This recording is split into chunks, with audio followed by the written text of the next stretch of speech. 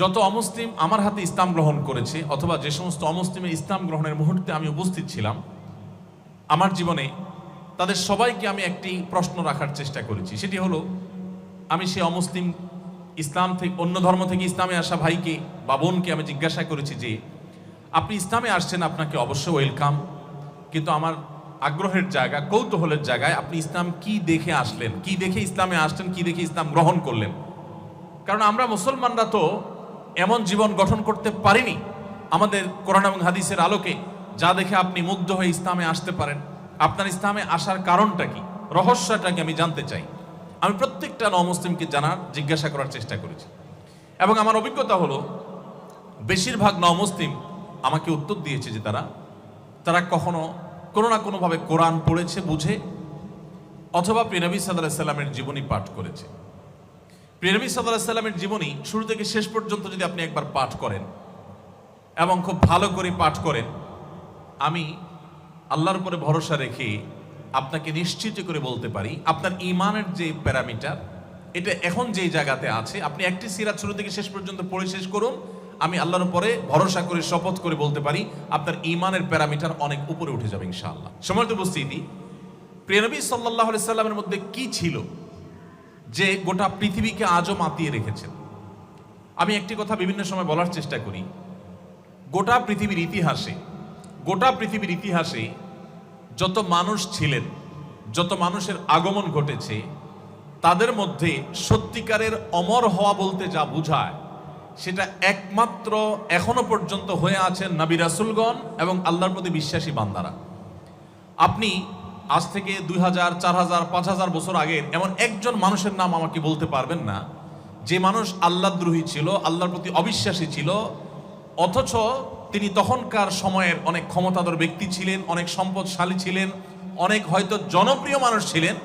এখনো পৃথিবীতে তিনি অমর হয়ে আছেন, প্রশংসিত হয়ে আছেন, বরণীয় হয়ে আছেন, স্মরণীয় হয়ে আছেন, বরিত আছেন, মানুষ তাকে ভালোবাসে, তার ভালোবাসা ধারণ করা হয়, এমন একজন মানুষ পৃথিবীর ইতিহাসে আপনি দেখাতে পারবেন না।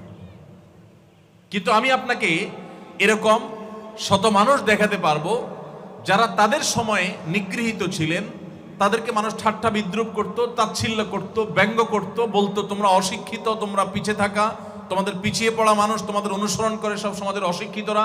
নানাভাবে তাদেরকে কোণঠাসা করা হতো, কখনো তাদেরকে পাগল বলা হতো, কখনো উম্মাদ বলা হতো, কখনো জাদুকর বলা হতো, কখনো বিভিন্ন এরকম মন্দ উপাধি দ্বারা তাদেরকে ভূষিত করা হতো।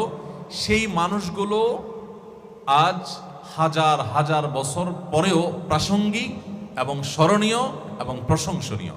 আপনি যদি ইব্রাহিম আলাইহিস সালামের কথা বলেন, 4500 বছর আগে চলে যাওয়া একজন মানুষ, 4500 বছর আগে চলে যাওয়া একজন মানুষ, আজও গোটা পৃথিবীতে তিনি আব্রাহাম নামে বা ইব্রাহিম নামে এক এক জনপদে এক এক নামে তিনি প্রশংসিত এবং স্মরণীয় এবং বরণীয়।